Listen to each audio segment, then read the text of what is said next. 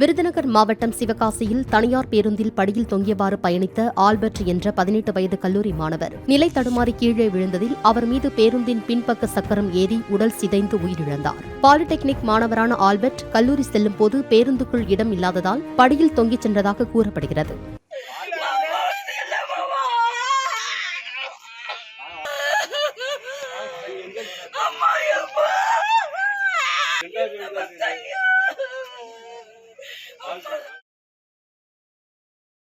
Play store மற்றும் app ஸ்டோரில் இருந்து பாலிமர் செயலியை QR கோடு மூலம் பதிவிறக்கம் செய்யுங்கள். செய்திகளை உடனுக்குடன் பெறுங்கள்.